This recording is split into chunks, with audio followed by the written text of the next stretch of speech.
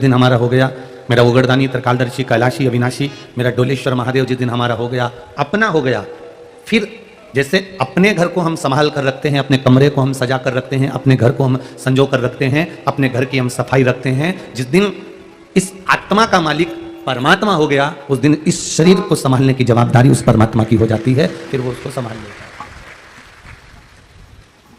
फिर वो उसको संभाल लेगा। जवाबदारी उसकी हो गई, फिर अपनी जवाबदारी समाप्त हो गई। एक छोटा सा बच्चा टेबल पे से कूदता है, जब वो अकेला रहता है ना कभी नहीं कूदता है। बच्चा जब अकेला रहेगा तो टेबल पे से कभी नहीं कूदेगा, कुर्सी पे से कभी नहीं कूदेगा, कहीं ऊंचे स्थान पर से कभी नहीं कूदेगा। जब उसके माता पिता बैठे हों, जब उसके माता पिता रह रहे हों, जब उसके माता पिता वहां सामने होंगे तो वो ऊंची टेबल पे से भी कूद जाएगा, ऊंचे स्थान पे से भी कूद जाएगा, ऊंची जगह से भी कूद जाएगा, क्योंकि उसको मालूम है अकेला हूं, कूदूंगा, कोई मुझे झेलने वाला नहीं रहेगा, कोई मुझे उठाने वाला नहीं रहेगा। पर जब उसके माता पिता सामने होते हैं तब वो टेबल पे से कूद जाता है, पलंग पे से कूद जाता है, ऊंची जगह पे से कूद जाता है, क्योंकि उसको मालूम है कि सामने मेरे माता पिता बैठे हैं। हमको जिस दिन ये समझ में आ गया कि मेरे मस्तक पर, मेरे हृदय में, मेरे चित्त में, मेरे वृत्ति में, मेरे मन में मेरा महादेव बैठा है, तो आप भी कहीं पर भी कूद सकते हो। जब आपकी वृत्ति में आ जाएगा कि शिव मेरे साथ में है, भगवान भोलेनाथ मेरे साथ में है, तो आप कहीं पर भी कूद सकते हो। ये काम करना है कर लूंगा, वो काम करना है कर लूंगा। क्यों? क्योंकि काम मैं नहीं करता, प्रभु आपकी कृपा से सब काम हो रहा है। फिर मैं नहीं करूंगा, करेगा वो देवाधिदेव महादेव, क्योंकि आपके भीतर वो उतर कर बैठ गया, आपके अंदर वो आकर समा कर बैठ गया, आपकी चित्तवृत्ति में वो परमात्मा कर बैठ गया, आपकी बुद्धि में, आपके नयनों में, आपकी श्रवण शक्ति में, आपके हृदय में, सब जगह पर वही बैठा हुआ है। बस जितना समय मिले उतना भगवान का भजन करो, जितना समय मिले उतना मंत्र जाप करो, जितना समय मिले उतना भगवान का कीर्तन करो। कम बोलो पर काम का बोलो।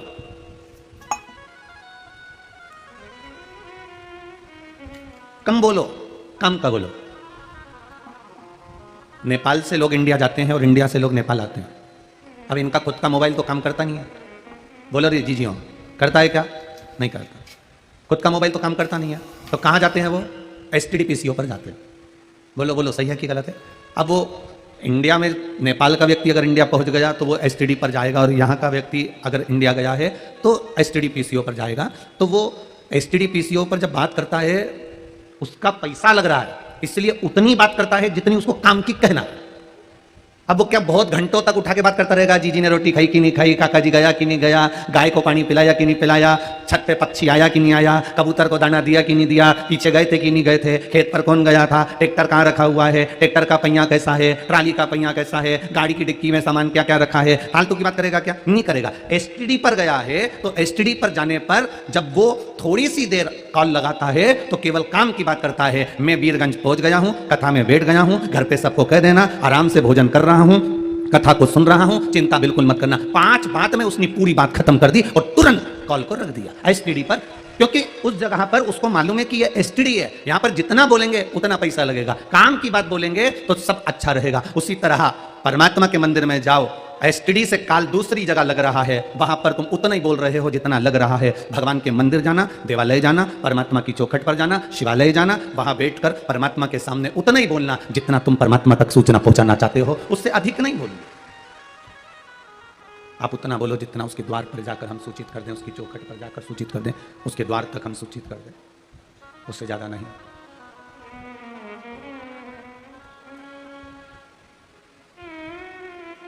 अभी आ रहे थे तो अच्छा, रोज कोई ना कोई, जितने भी खेतान परिवार के छोरे हैं ना, ये रोज बदल बदल के आते हैं। पहले दिन एक आया, दूसरे दिन 2 आया, तीसरे दिन 3 आया। तो भगवान से यही कृपा बनी रहे खेतान परिवार पर कि ऐसी कथा जैसे 7 दिन की है ऐसी 2-4 महीने की हो और इनका वंश ऐसी बढ़ता रहे। छोरे हो ना के एक एक कथाओं का रस्तत्व। आज फिर वो बदल गया, आज वो काठमांडू से एक बालक आया था। क्या था? निखिल, हाँ वो बालक आया। अब उसने एक प्रश्न किया, गुरुजी मेरी मम्मी आपकी कथा सुनती हैं और उन मम्मी की एक बेस्ट फ्रेंड है वो भी कथा सुनती है। ठीक है, हमने कहा भगवान की कृपा है। तो मेरे स्वप्न में गुरुजी शिवलिंग और भगवान शंकर तांडव करते हुए बहुत दिखते हैं। तो हमने उनसे कहा देखो बाबू, भगवान शिव अगर तांडव करते दिखें तो ये समझ लो कि कहीं ना कहीं आपको क्रोध जागेगा या कुछ अपने मुख से कहीं निकल जाए। पर शिवलिंग का जिसको स्वप्न में दर्शन होता है तो समझ लो कि उसकी कोई नई राह खुलने वाली होती है और कोई नया काम होने वाला होता है। ये स्वप्न में अगर शिवलिंग दिख रहा है तो अब उस बालक ने कहा, गुरुजी मैंने सपना देखा था, उसके बाद 15 दिन हो गए, अभी तक तो कोई राह नहीं खुली। अब बच्चे भी बड़े एबले और वो भी खेतान परिवार के, तो उन्होंने कहा अभी तक राह नहीं खुली। हमने उस बच्चे के लिए एक बात कहना चाहिए, पर कहते कहते कहते कहते कथा स्थल पर पहुंच गए तो हम बोल नहीं पाए। भगवान कब राह खोलता है? अब एक बात याद रखना, वो बालक अगर कथा सुन रहा हो तो ध्यान में रखना, और आप भी सुन रहे हो तो ध्यान रखना। पहले एक घड़ी चलती थी, इतनी बड़ी गोल कलर की, टेबल पे रखी रहती थी, उसको अलार्म घड़ी कहते थे। किस किसने देखी है? सबने देखी अलार्म घड़ी। उसमें चाबी भर दी जाती थी पीछे से, और पीछे से चाबी भर देते थे, उसमें चाबी भरने के बाद उसमें समय डाल देते थे, और वो घड़ी उस समय पर, जो समय उस घड़ी में डाला जाता था उस समय पर वो घड़ी जम के बोलो बच जाती थी। अब जिस समय पर तुम घड़ी की चाबी भर रहे हो उस समय घड़ी बजती है क्या? घड़ी की चाबी भरते समय घड़ी नहीं बजती, घड़ी में चाबी भरते समय घड़ी नहीं बजेगी, पर वो घड़ी की आदत है। जो समय तुमने घड़ी में डाला कि इतनी बजे बजना है, वो घड़ी बाद में उस समय पर बज जाती है जो समय आपको चाहिए था। उसी तरह हम आज स्वप्न देखते हैं, स्वप्न में शिवलिंग देखते हैं, हम आज शंकर जी के मंदिर जाते हैं, हम आज भगवान शंकर पर एक लोटा जल चढ़ाते हैं, हम आज भगवान शंकर को बेलपत्र चढ़ाते हैं। भले हमारा काम आज नहीं हो रहा, पर घड़ी कभी ना कभी तो बजेगी। तुम शंकर के मंदिर गए हो तो कभी ना कभी तो उसका फल मिलेगा। तुम शिव जी के मंदिर गए हो तो उसका फल कभी ना कभी जरूर मिलेगा। तुम भगवान शंकर की चौखट पर गए हो तो उसका फल तुम्हें जरूर कभी ना कभी मिलेगा। तुम भगवान के द्वार गए हो तो उसका फल तुम्हें जरूर मिलेगा। तुमने अगर शिव महापुराण की कथा को पंडाल में बैठकर श्रवण किया है, टीवी पर सुना, मोबाइल पर सुना, उसका फल कभी ना कभी जरूर मिलेगा। आपका और हमारा मिलन तो कभी हुआ नहीं। एक पत्र आया देखिए,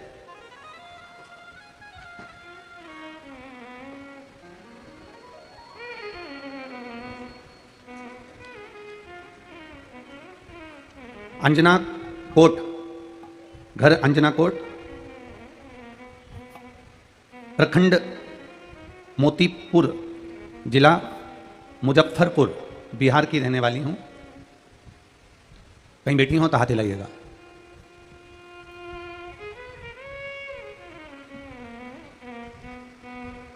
अनामिका कुमारी, मुजफ्फरपुर से आई हूं। घर अंजना कोट, मोतीपुर, मुजफ्फरपुर। मोबाइल नंबर ये है। कहीं बैठी हो तो हाथ हिलाएं। कहीं बैठी हैं? आप ही हैं, हाथ हिलाइएगा। ऐसे कर दीजिए। श्री शिवाय नमस्तुभ्यम। गुरुजी, मेरी शादी को 10 साल हो गए थे, पर संतान का सुख नहीं था। सारे डॉक्टरों से इलाज करवाया, दूर दूर तक हम इलाज करवाने के लिए गए, पर संतान का सुख नहीं हुआ। हमारे परिचित ने कहा कि टीवी पर कथा आती है, केवल टीवी के सामने बैठकर आस्था चैनल पर कथा सुनना और बाबा से प्रार्थना करना। सियोर वाला महाराज कुछ कुछ बता देता है कभी कभी। बस टीवी के सामने कथा सुनना चालू करा और आपने पशुपतिनाथ के व्रत का वर्णन करा। तुमरुका जी की सफेद आंकड़े की जड़ वाला प्रयोग बताया। बस मैंने सारे डॉक्टरों का इलाज करवा चुकी थी, आखिरी में हार चुकी थी। शादी के 10 साल निकल गए थे, संतान का सुख नहीं था, पर बाबा की कृपा से जब मैंने पशुपतिनाथ का व्रत करा और सफेद आंकड़े की जड़ का प्रयोग करा तो 10 साल के बाद बाबा ने मेरी गोदी भर दी। उस बच्चे को लेकर मैं यहाँ आई। बच्चा आया है साथ में? ले आओ, ले आओ, जाओ जल्दी लाओ। 10 साल के बाद बाबा की कृपा से मेरे घर संतान की प्राप्ति हुई है। मेरा बच्चा 3 महीने का है, इसलिए मैं उसको यहाँ पर प्रणाम कराने के लिए लेकर आई हूँ। बाबा की कृपा, उसकी उदारता, ये शिव तत्व है, ये वो घड़ी है। हमने उसका भजन किया, फिर निवेदन करेंगे। घड़ी में आप समय भर दीजिए। आपने घड़ी की केवल चाबी भर दी, आपने घड़ी में चाबी भर दी है, आपने घड़ी के अंदर चाबी भर दी है। राम जी ही कृपा करने वाले हैं। घड़ी के अंदर चाबी भर दी है, और घड़ी में अगर आपने चाबी भर दी, फिर भरने के बाद आप छोड़ दो। घड़ी में चाबी भरने के बाद जब आपने छोड़ दिया, समय आएगा अपने आप अलार्म, बोलो जम के बोलो, बज जाएगा। आप शंकर जी के मंदिर में जाकर जल चढ़ा दो, आप शिव जी का गुणगान कर लो, आप शंकर जी पे एक लोटा जल चढ़ा दो, आप शंकर जी पे एक बेलपत्र चढ़ा दो, आप श्री शिवाय नमस्तुभ्यम का मंत्र जाप करो। आप करो, आप भगवान शिव की अविरल भक्ति का जाप करो, आप भगवान शंकर की अविरल भक्ति का भजन करो। तेरे मंदिर में आना मेरा काम है और मेरी बिगड़ी बनाना तेरा काम है। आप उसके दरवाजे तक जाओ, आप उसकी चौखट तक जाओ, आप उसके द्वार तक पहुंचो। फिर जल चढ़ाते रहो, चढ़ाते रहो, चढ़ाते रहो, बेलपत्र चढ़ाते रहो, शंकर भगवान का भजन करते रहो, शिव महापुराण की कथा सुनते रहो। जब आपके भजन का फल जब मेरे महादेव देख लेंगे कि तेरी दुख की घड़ी आई है, उस समय पर वह अलार्म बजाना प्रारंभ कर देंगे। उस समय पर तुम्हारा भजन सामने आकर खड़ा हो जाएगा, तब यह भजन तुम्हारा वहां आकर खड़ा हो जाएगा। एक बार जोरदार ताली बजाएं। बोल काशी विश्वनाथ भगवान की, डोलेश्वर महादेव की, कुबरेश्वर महादेव की।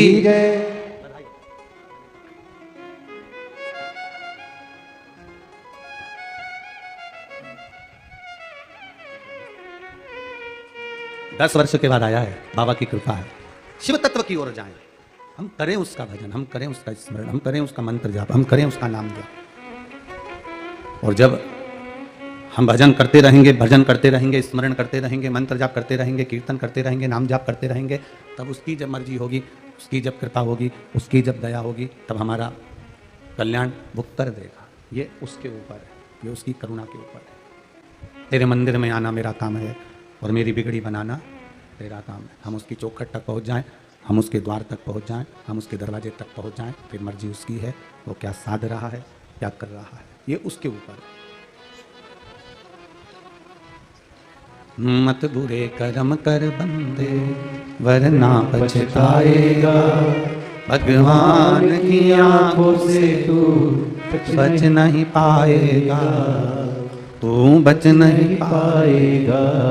अरे ओ अज्ञानी मत कर नादानी, अरे ओ अज्ञानी मत कर नादानी, तेरे कर्म का फल भी तू ही पाएगा, जैसा किया तूने तेरे आगे आएगा। मत बुरे कर्म कर बंदे वरना पछताएगा, भगवान की आंखों से तू बच नहीं पाएगा, तू बच नहीं पाएगा। हम अपना कर्म किए जाएं, हम अपना भजन किए जाएं, हम अपना मंत्र जाप किए जाएं, हम अपना श्री शिवाय नमस्तुभ्यं किए जाएं, हम अपना पंचाक्षर मंत्र नमः शिवाय जपे जाएं, हम अपना षडाक्षर मंत्र ओम नमः शिवाय जपे जाएं। जब उसको कृपा करना होगी तब वो कृपा अपने आप कर देगा, और ऐसी कृपा करेगा कि हाथ पकड़कर भव से पार उतार देगा। इससे बढ़कर सुख और कोई चाहिए नहीं, उससे ज्यादा सुख का अनुभव क्या होगा, वो करेगा। कम बोलो, काम का बोलो। कैसा बोलो? काम का बोलो। मंदिर में जाओ, सत्संग में जाओ। कल कथा में अपन सुन रहे थे, सती मैया कथा में बैठकर अपने ही शरीर का सोच रही थी कि इससे तो मैं जल के भस्म हो जाऊं तो अच्छा। भस्म हुई कि नहीं हुई?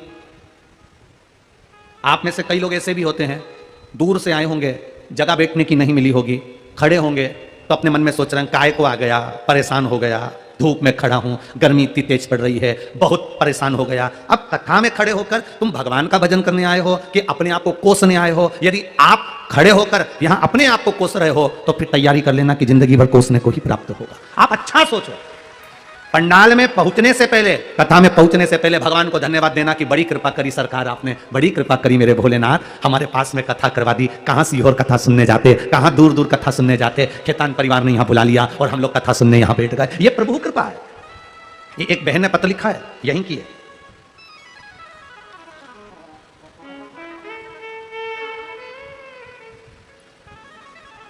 मेरा नाम संगीता मिश्रा है, मैं बीरगंज के निवासी हूं, ward number 16, Ganesh toll, Nagwa, Parsa जिला। मेरा मोबाइल नंबर ये है। कहीं बैठी हैं? दिख गई? हाँ, दोनों हाथ हिला दो ऐसा। हाँ, ठीक ठीक ठीक दिख गए। श्री शिवाय नमस्ते। मैं संगीता मिश्रा, मैं बीरगंज के निवासी हूँ, ward number 16, Ganesh toll, Nagwa, Parsa जिला। मेरा मोबाइल नंबर ये है। गुरुदेव श्री शिवाय नमस्तुभ्यम। बीरगंज में रहते रहते जीवन निकल गया, पर बाबा की कृपा का मैं क्या बखान करूं। आज तक पास में पशुपतिनाथ थे पर जाना नहीं हुआ।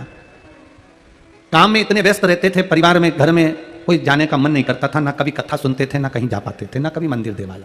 पर गुरुदेव टीवी के माध्यम से एक बार केवल चैनल चालू करते करते आपकी कथा मिल गई, और वो कथा में ऐसा मन लग गया कि बस कथा सुनी और सुनने के बाद पशुपतिनाथ और भोलेश्वर महादेव सब दर्शन बाबा ने करा दिए। ये शिव कृपा। हमने ना जाने कौन सा पुण्य करा होगा जो ये कथा बीरगंज में हो गई। बहन, वीरगंज वालों का तो पुण्य है, साथ में यह खेतान परिवार का कोई पुण्य उदय हुआ तो यह कथा हो गई। 71 पीढ़ी को तार देती है शिव महापुराण की कथा। किसी एक पीढ़ी से मतलब नहीं होता, बैठो बहन, एक पीढ़ी से मतलब नहीं है, 71 पीढ़ी।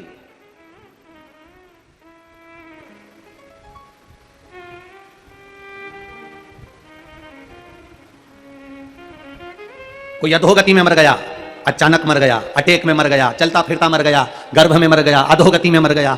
बहुत अभिलाषा उसके मन में थी, मैं ये भी करूंगा, मैं वो भी करूंगा, मैं ये कर दूंगा, मैं वो कर दूंगा। इतनी अभिलाषा लेकर व्यक्ति के जब प्राण छूट जाते हैं, तब ये जीवात्मा ऊपर जब जाती है तो परमात्मा से विनय करती है कि मेरी मुक्ति का कोई यत्न करो। क्योंकि जो बहुत फैलाया होता है, बहुत कुछ करना है उसको जिंदगी में, तो वो खाना भी नहीं खा पाता, पानी भी नहीं पी पाता, बस अपनी लगन में काम करता रहता है। मैं ये कर लूं, मैं वो कर लूं, मैं ये कर दूंगा, मैं वो कर दूंगा, फैला हुआ है। और एकदम मृत्यु ने जकड़ लिया, एकदम काल ने जकड़ लिया और उसके प्राण छूट गए, वो मर गया।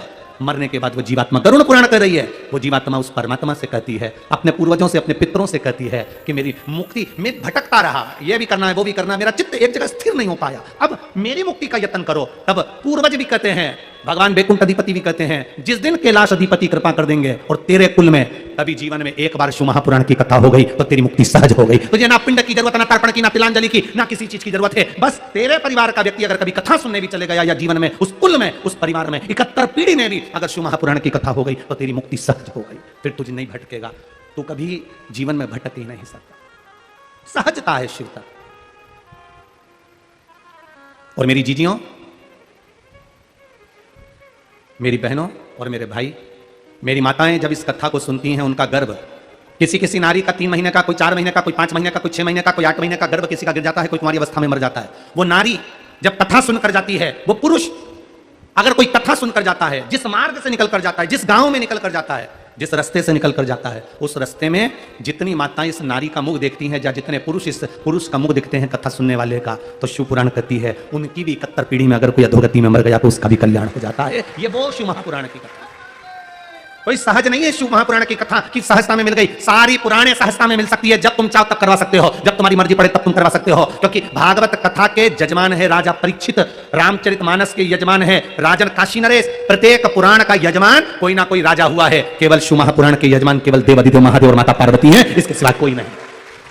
यहां 7 दिन तक अगर खेतान परिवार भी पूजन करने बैठ रहा है, 7 दिन तक ये पति पत्नी का जोड़ा भी पूजन करने बैठ रहा है, तो ये शंकर और पार्वती की कृपा से बैठ रहा है, शिव पार्वती के तत्व के रूप में बैठ रहा है। आप अगर कथा सुनने के लिए बैठ रहे हो, आप अगर कथा सुनने के लिए आए हो, चाहे बिहार से आए हो, चाहे नेपाल के हो, जहां के भी आप लोग हो, कथा सुनने के लिए आए हो, तो ये आपको स्वयं शिव ने साधा। एक बंगाल से, कलकत्ता से कोई बहन कथा सुनने के लिए आई, कलकत्ता से, उसने भी अपना वर्णन लिखा।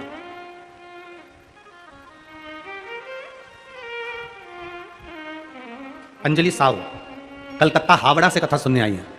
अंजलि साहब कलकत्ता हावड़ा से आई है, कहीं बैठी हो तो हाथ हिला सकती है। अंजलि साहू कलकत्ता हावड़ा से कथा सुनने अपनी मां को लेकर आई है, जिनकी मां अपने घर से कभी बाहर नहीं निकलती थी।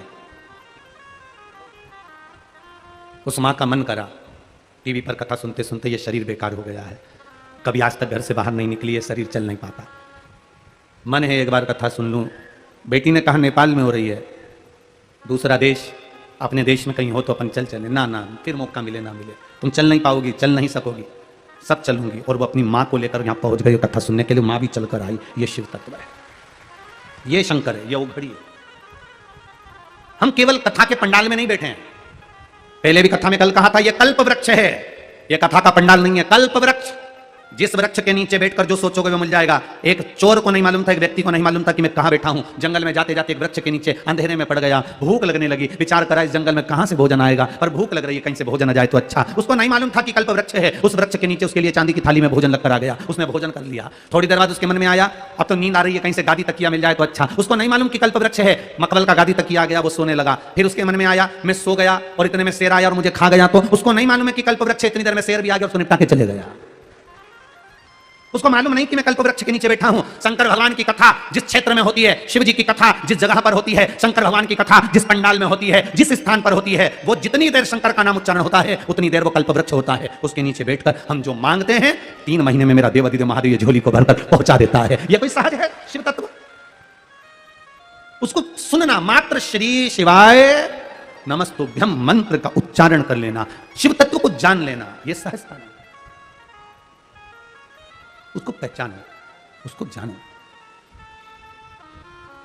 और जब हम उसको जानेंगे तो अपने आप एक सुख का भान होगा, एक आनंद की अनुभूति होगी, शिव तत्व की प्राप्ति होगी। उसको जानना, कम बोलो और कैसा बोलो, काम का बोलो, व्यर्थ मत बोलो। आज के जमाने में हर व्यक्ति व्यर्थ बोलने में लगा हुआ है, काम की चीज तो बोलता ही नहीं बिल्कुल भी। कितनी गर्मी पड़ रही है, अब तुम अपने दोस्तों से कह रहे हो कितनी गर्मी पड़ रही है, अब ये फालतू बात नहीं तो कौन सी अच्छी बात है, उसको मालूम है ना कि गर्मी पड़ रही है, तो बोलने की जरूरत क्या थी, फालतू की बात। फिर बोला आजकल जमाना बड़ा बेकार हो गया, 2000 का नोट फिर बंद हो गया, एकदम बंद हुआ, ऐसे ही एकदम श्वास बंद हो जाएगी।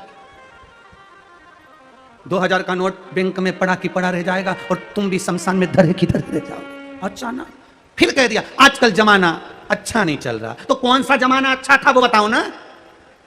राम जी के समय में जमाना अच्छा था क्या? अरे बोलो बोलो जी तुम बोलो, भाई लोग तुम भी बोलो, राम जी के समय में जमाना अच्छा था? राम जी के समय में जमाना अच्छा था? क्या अच्छा था? रावण जैसा था, मंथरा थी, और सीता जी अयोध्या में आ गई तो एक आग लगाने वाली और थी जिसने वहां भेज दिया था। अब क्या अच्छा था? जमाना बड़ा बुरा चल रहा है, तो आज से बुरा तो पहले था। अब के जमाना कब अच्छा था वो बता दो। भगवान कृष्ण के समय पर जमाना अच्छा था? पूतना, तृणावत, अघासुर, बकासुर, कंस, ऐसे ऐसे असुर हुए, तो कौन सा जमाना अच्छा था? मालूम पड़े सगे बुआ के लड़के गालियां दे रहे हैं भगवान कृष्ण को, 100 गाली पूरी होती है तब सुदर्शन चक्र। कौन सा जमाना अच्छा था? जमाना कह रहे हो अच्छा था, उसके पहले भी चले जाओ सतयुग में, हिरण्यकशिपु जैसा राक्षस था, जमाना कौन सा अच्छा था? फिर वही लेकर आ गए, जमाना बड़ा बुरा चल रहा है, पहले से तो अच्छा चल रहा है, बस इतना अंतर है, पहले रावण दिखता था कि ये रावण राक्षस है, पहले कंस दिखता था कि ये कंस राक्षस है, पहले हिरण्यकशिपु दिखता था कि हिरण्यकशिपु राक्षस है। आज के समय में समझ में नहीं आता कि कौन राक्षस है, बस इतना ही अंतर है। जमाना बड़ा बुरा हो गया, व्यर्थ की बात कर रहे हैं लोग, फालतू की। बोलो, कम बोलो, कहीं किसी किसी को तो बोलना भी नहीं आता। एक राजा ने अपना महल बनाया, और महल बनाया तो नगर के सबसे पैसे वाले व्यक्ति को, सेठ जी को बुलाया। सेठ जी को बुलाकर कहा आओ सेठ जी, महल देखो कैसा बना। सेठ जी ने महल देखा, वाह क्या महल बनाया साहब, कितना जोरदार बनाया। महल तो अच्छा है पर दरवाजा छोटा रख दिया। राजा ने कहा दरवाजे से क्या होना है? नहीं नहीं महाराज, दरवाजा छोटा रख दिया, जब तुम मरोगे तो तुम्हारी अर्थी कैसे निकलेगी। राजा डिप्रेशन में चले गया। राजा को लगा बताओ मैंने महल बनाया और ये मेरी अर्थी निकल रहा है। राजा ने अपने दूतों को बुलाया, जेल में बंद करो इसको, मेरे नए महल में लोग पूजन करने आ रहे, देखने आ रहे, और ये मेरी अर्थी निकाल रहा है, जेल में बंद करो। उसको जेल में बंद कर दिया। थोड़ी देर बाद उसकी पत्नी आ गई। पत्नी ने कहा महाराज मेरा पति आया था। राजा ने कहा तेरा पति आया था, उसको बोलने के लक्षण नहीं है क्या, क्या इतना जोरदार महल बनाया। राजा तू मरेगा तो तेरी अर्थी कैसे निकलेगी। इतने में पत्नी बोली महाराज मेरे पति को बोलने के लक्षण नहीं है, उसको क्या करना, अर्थी कैसे निकलेगी, राजा को काट काट के निकाल देंगे। राजा चक्कर खा के नीचे गिर गया। राजा ने दूतों को बुलाया, इसको बंद करो, ले जाओ इसको, मेरा बुरा चाहती है, मेरे महल का मुहूर्त और ये मेरे टुकड़े कर रही है, बंद कर दो इसको भी। उसको बंद कर दिया। थोड़ी देर बाद उनका बेटा आ गया। बेटे ने कहा राजा महाराज मेरे माता पिता आए थे। राजा ने कहा तेरे पिताजी को बोलने के लक्षण नहीं क्या, कि इतना जोरदार महल बनाया, जब राजा तू मरेगा तो तेरी अर्थी कैसे निकलेगी, और तेरी माँ क्या के काट काट के निकाल देंगे। इतने में लड़का बोला महाराज ना तो मेरे पिताजी को बोलना आता है, ना मेरी माँ को बोलना आता है, उनको क्या करना, अर्थी कैसे निकलेगी, राजा को अंदर ही जला देंगे। भीतर राजा ने दूतों को बुलाकर पानी पिलाओ, बोलो पर उतना बोलो जितना बोलो, बोलो जम के काम का हो। व्यर्थ की बोल रहे हैं लोग, जिनको बोलना ही नहीं आता, जो तुम्हारा अच्छा बोल ही नहीं सकते, उनसे क्यों बुलवाओ तुम कि तुम बोलो। बोल मेरी जीवा हरी हरी, 10 भोजन पान करे और राम नाम में मरी मरी। बोल मेरी जीवा, अभी भी नहीं बोली हरी हरी। क्या बोली, हरी की मरी? हाँ ठीक है हरी। बोल मेरी जीवा हरी हरी। दही बड़ा खाए तो स्वाद बताए, गुलाब जामुन खाए तो स्वाद बताए, और न जाने क्या बता रहे थे कल, वो क्या बता रहे थे, हाँ मोमो, क्या क्या फिर से बोलिए, हाँ मोमोस, हाँ मम्मी का मोसा होगा कोई, क्या क्या मोमोस खाए तो स्वाद बताए, और वो मीन चाउमीन वो खाए तो स्वाद बताए। ये जुबान कितनी विचित्र है, हर चीज का स्वाद बताती है, खाने के नाम सबसे आगे रहती है, सब खाएगी। और जो भगवान का भजन गाने का समय आ जाए, थोड़ी देर सिर पे पल्लू लेके माला लेने बैठी, उतनी देर में राम। फिर इतने में पड़ोसन ने जगा दिया, उठ सो रही क्या? सो नहीं रही। फिर भगवान भाग रहा था तो बुला रही थी, सो थोड़ी देर, अब स्वाट बोल मेरी जीवा, अरे अच्छे से बोलो, मरी मरी की हरी हरी, हरी हरी राम नाम में मरी मरी। वो जिभ्या बड़ी विचित्र है, इतनी सारी इंद्रियों में सबसे विचित्र है जिभ्या। एक दिन इस जिभ्या ने दांतों से कह दिया तुम मेरे 32 भाई हो रहे, तुम्हारी कोमल कोमल एक ही बहन है, इसका ध्यान रखना, तुम मुझे काट मत देना। 32 दांतों ने सौगंध खाली, बहन हम तुझे कभी नहीं काटेंगे, हम तुझे कभी नहीं काटेंगे, और तू कृपा करना किसी से आड़ा टेढ़ा मत बोल देना, नहीं तो 32 की 32 निपट जाएगा। तू कृपा कर, हाँ हम नहीं काटेंगे, ये सौगंध खाते कि हम नहीं काटेंगे, पर तू ध्यान रखना, एक में ही पूरा 32 भाई तेरा निपट जाएगा। बस वाणी ऐसी बोलिए जो मन का आपा खोए, और आज के जमाने में वाणी ऐसी बोलिए जो जम के झगड़ा, पर उससे मत बोलिए जो तुमसे तगड़ा होए। ध्यान रखकर बोलो, कम बोलो और काम का बोलो, उतना बोलो जितनी जरूरत है। बड़ा विचित्र संसार है, बड़ा विचित्र। समझो, एक बहू निकल कर जा रही थी, कांच का गिलास रखा था, ठोकर लग गई। सास ने चिल्लाकर कहा देख कर नहीं चल सकती है, अंधी हो गई है, अकल नहीं है, यही सीखा अपने माँ बाप के यहां से। बहू ने कह दिया मम्मी गलती हो गई, अब गलती नहीं होगी, प्रणाम करा, बहू चली गई। दूसरे दिन सास निकल के आ रही थी, गिलास में ठोकर लग गई, गिलास फूट गया। अब कौन बोला? बोलो बोलो, तुम बोलो। बहू नहीं बोली, फिर सास बोली यही सीख के आई हो अपने माँ बाप के यहां से, गिलास यहां रखना था, ये गिलास रखने की जगह है, इतना बड़ा घर पड़ा हुआ, गिलास वहां रखना चाहिए कि बीच में रखना चाहिए? मतलब बहू गलती करे तो भी उसकी गलती। समझ गई क्या तुम? फिर नहीं बोलूं कथा, आगे चले। बहू गलती करे तो भी बहू की गलती, और सास गलती करे तो भी। गिलास यहां रखना था, किसने रखा यहां पर, कौन ने रखा? बस तो समझो कि विचित्र जीवन है। आप किसी से कुछ मत बोलिए, अपनी मस्ती में जितना बोलो कम बोलो, और जितना समय मिले उतनी देर भगवान के भजन में लगे रहो, यही जीवन की सार्थकता है, ये जीवन काम है। जितना भजन कर सकते हो उतना करो, जितना करो।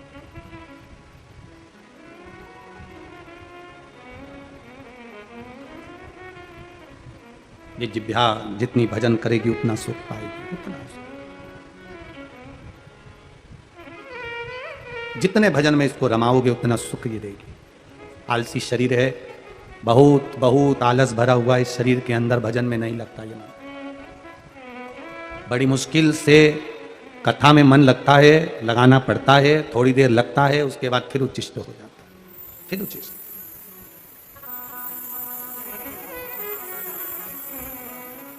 भजन चित्त करना, और जब आपका भजन चित्त आनंदित हो जाए तब परमात्मा का मिलन श्रेष्ठ कर हो।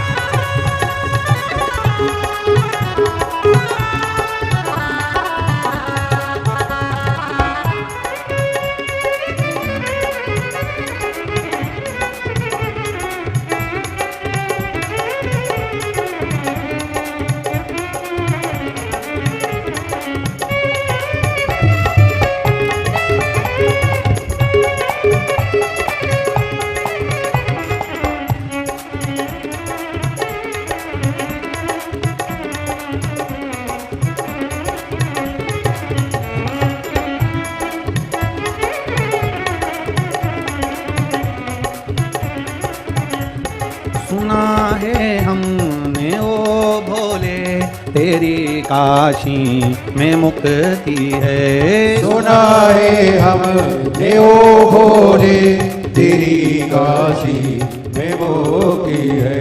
सुना है हमने ओ भोले तेरी काशी में मुक्ति है। सुना है हमने ओ भोले तेरी काशी में मुक्ति है। उसी मुक्ति को पाने को मैं काशी नगरी आई हूँ। उसी मुक्ति को पाने को मैं काशी नगरी आई हूँ। मेरे भोले ओ बम भोले मैं काशी नगरी आई हूँ। मेरे भोले ओ बम भोले मैं काशी नगरी आई हूँ।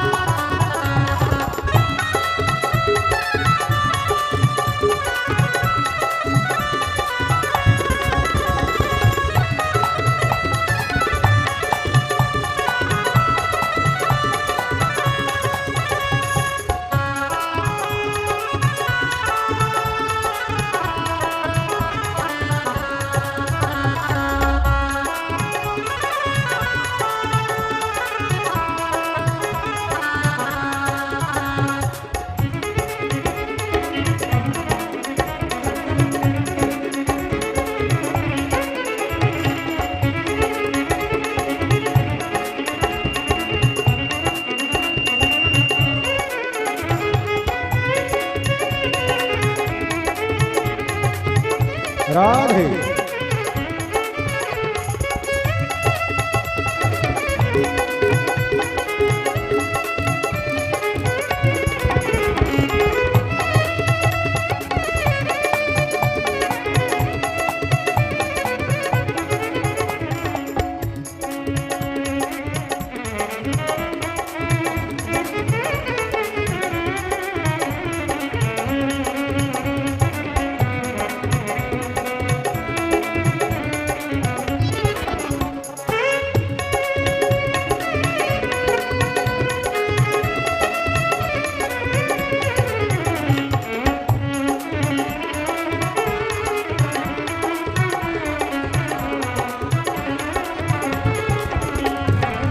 राधे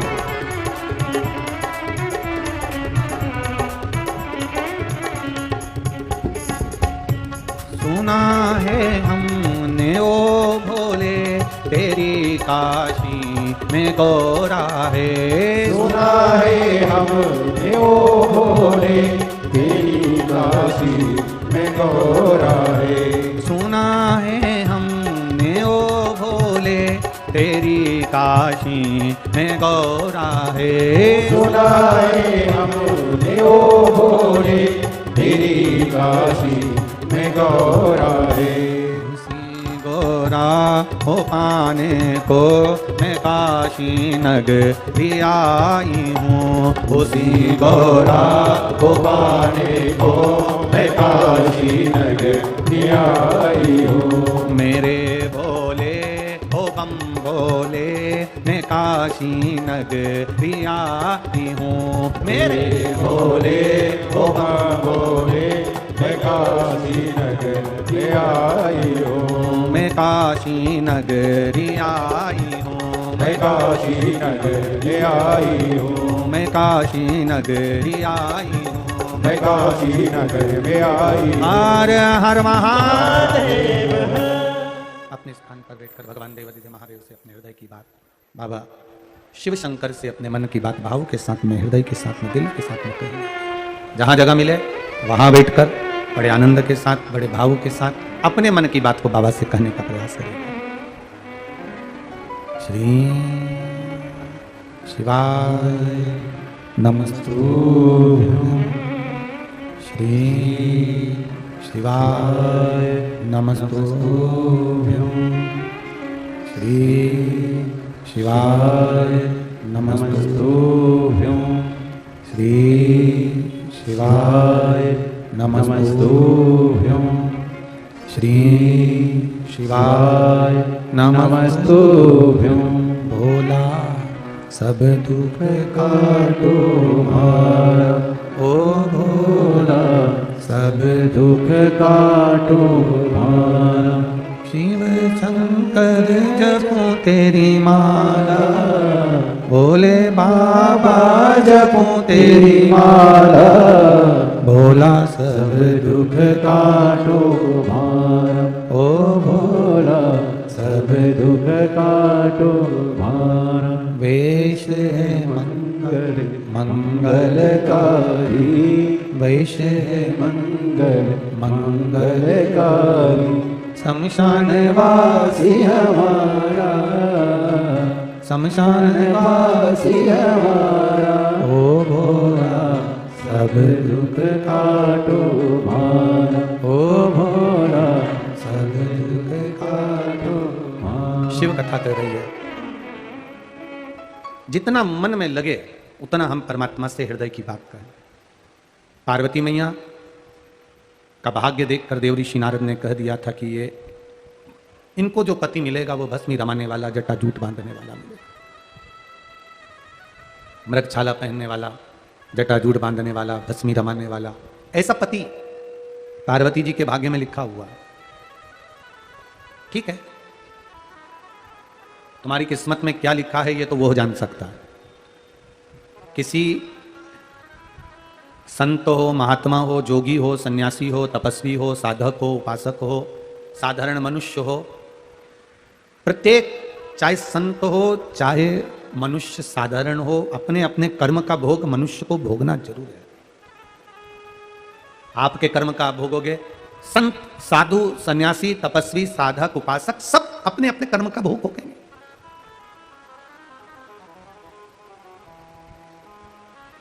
और कोई दुनिया की ऐसी ताकत नहीं जो तुम्हारे दुख को काट दे। दुनिया में केवल एक ताकत है, वो है भगवान का भजन और भगवान को चढ़ाया गया एक लोटा जल, जो तुम्हारी तकलीफ को काट सकता है, तुम्हारे दुख को काट सकता है। शिव जी को समर्पित एक लोटा जल, भगवान शंकर का किया गया भजन, भगवान शंकर का किया गया कीर्तन, भगवान की गई भक्ति तुम्हारे दुख को काट सकती है। तुलसीदास जी ने भी अपने भाव में लिखा, कलयुग केवल नाम आधारा, सुमर सुमर नर उतरई पारा। कलिकाल में नाम की आधारशिला को महत्व दिया है कि भगवान के नाम को जितना जपोगे उतने अपने दुख को काट सकोगे। अपने दुख को काटने के लिए भगवान का नाम जरूरी है।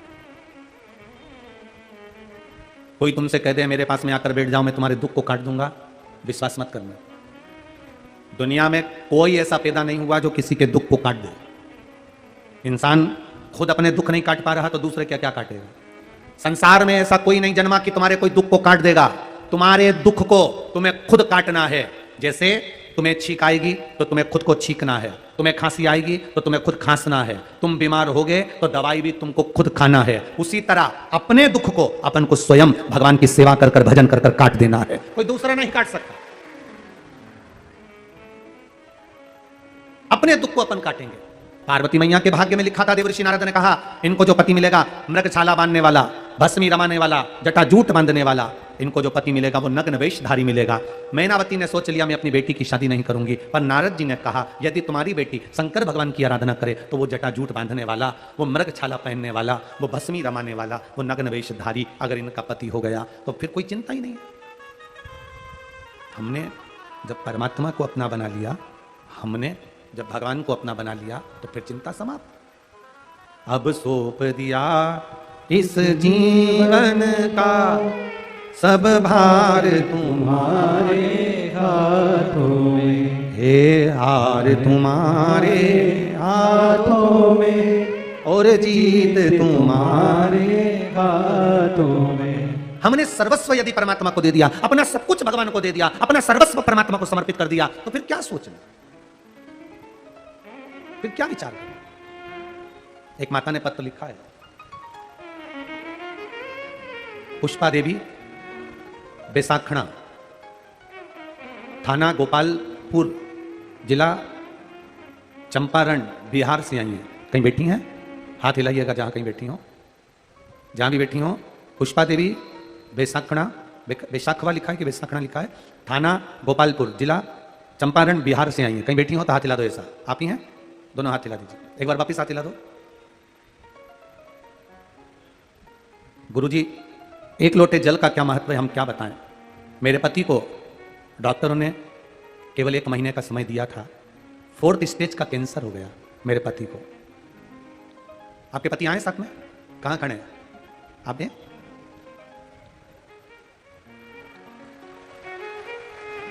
मेरे पति को 1 महीने का समय दिया गया था। बिहार, मुंबई सब दूर दिखा दिया था। डॉक्टर ने 4th स्टेज का कैंसर कह दिया था। आखिरी का 1 महीना घर में बच्चे, क्या करा जाए। हमारे पड़ोसी ने कह दिया, टीवी पर कथा आती है सुन लो, 1 महीने का समय डॉक्टर ने दिया है, प्राण तो जाना है। 4th स्टेज का कैंसर है गुरुजी। मैंने पशुपतिनाथ का व्रत प्रारंभ करा। आपने कहा था रात्रि, जब मेरे पति की तबीयत बहुत ज्यादा खराब हो गई तब मैं शिव जी को रात्रि को ही जगाने पहुंच गई।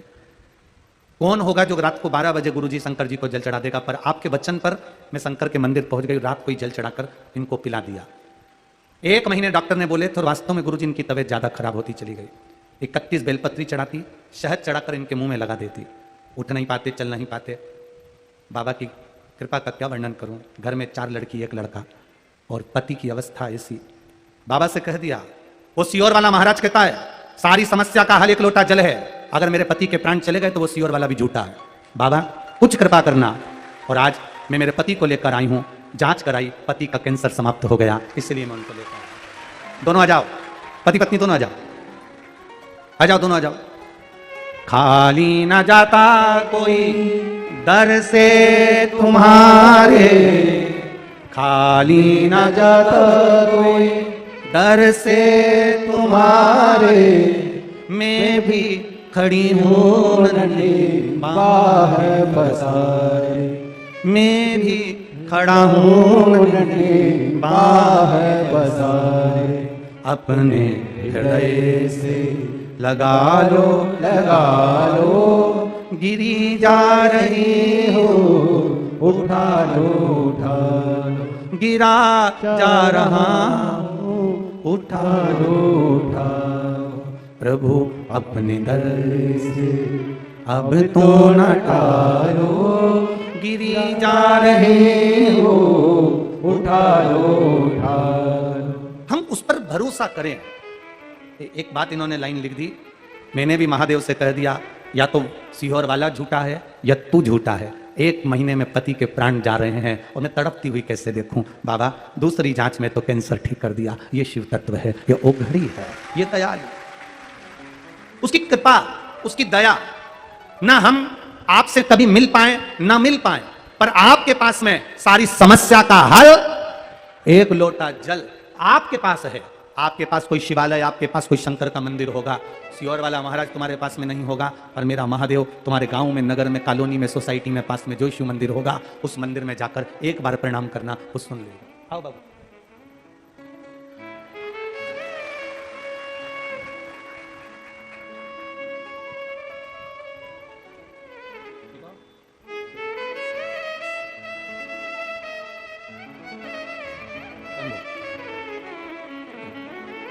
नमस्ते।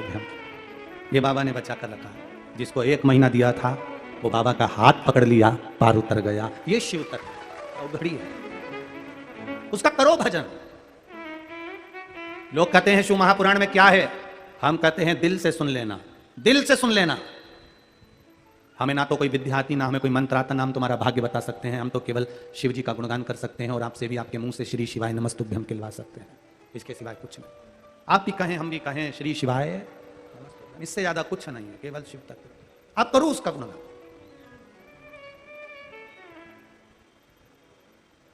इसी कथा के पंडाल में एक मां अपने बेटे को लेकर बैठी है। शादी में गोली की फायरिंग ऊपर हो रही थी और बेटे की छाती में 2 गोली लग गई। कहां बैठी है वो जिसके बच्चे को गोली लग गई? शादी में फायरिंग ऊपर हो रही थी और बेटे की छाती में 2 गोली लग गई। डॉक्टर ने कह दिया मर गया। कहां बैठी? अगर बैठी हो तो हाथ हिलाना। अपने बेटे को लेकर आइए, उसी बच्चे को साथ में। और डॉक्टर ने कह दिया मर गया। बैठी है कहीं? कहीं बैठी हो तो हाथ हिला देना। मर गया। और ये पत्र है उसका भी, बच्चे का, आगे कथा में पढ़ेंगे इसको। और मालूम पड़े बेलपत्री को ले जाकर वही स्थान शिव जी पे चढ़ी हुई एक बेलपत्री का वही भाग उसकी छाती पर मल देना, लगा देना, और बच्चे के हृदय में फिर वापिस पुनः प्राण आ जाना। ये शिव ही कर सकता है, कोई दूसरा नहीं कर सकता।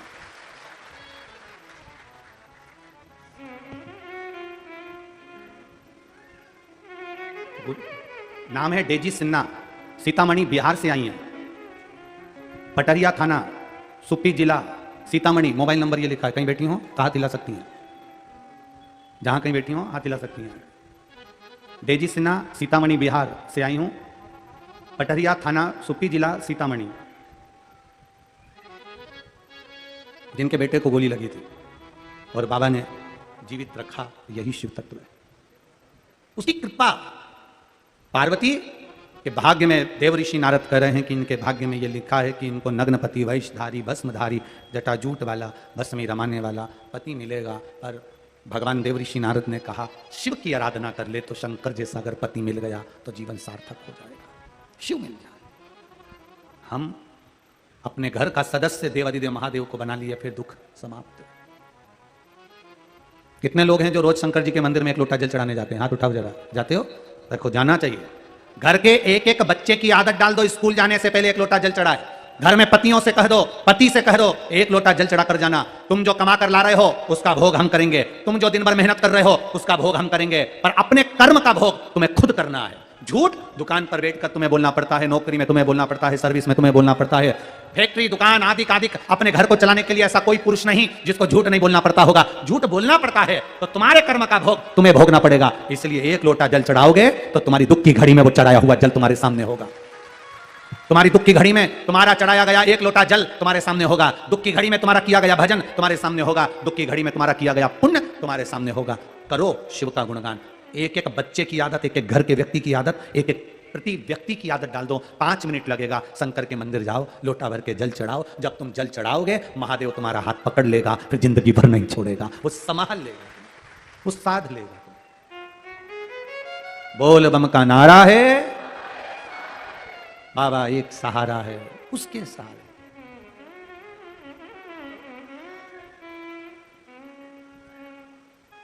महाराज विवाह हुआ पार्वती जी का और शिव जी का। शंकर भगवान और माता पार्वती जगत जननी जगदम्बा विवाह कर कर आ भी गए। समय बीता। भगवान शंकर के तेज प्रताप से गंगा जी को वो तेज पुंज दिया गया और उस तेज पुंज से कार्तिकेय षडानंद जी का जन्म हुआ। कार्तिकेय बाबा का प्राकट्य हुआ, षडानंद कार्तिकेय का जन्म हुआ तेज पुंज से। तारकासुर एक ऐसा असुर जिसने शिव भक्ति भी करी है और देवताओं से द्रोह भी किया है।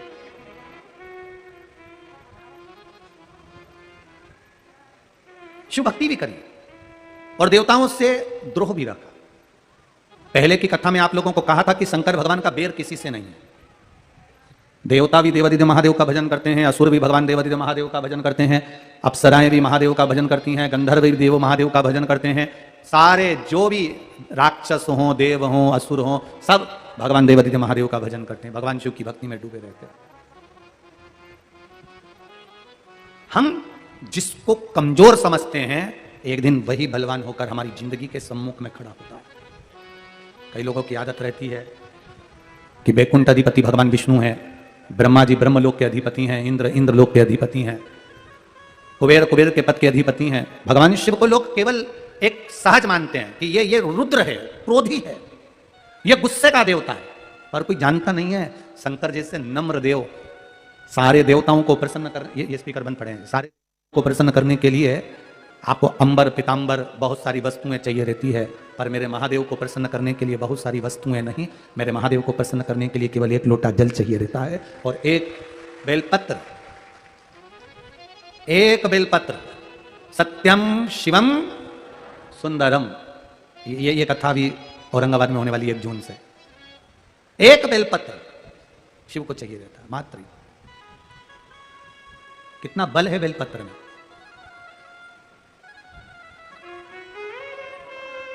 कल कोई कह रहा था, गुरुजी हम काठमांडू जा रहे हैं दर्शन करने के लिए, पर हमारी जो पत्नी है ना उसको ये पहाड़ का जो रास्ता है ना इसमें बहुत वॉमिटिंग होती है।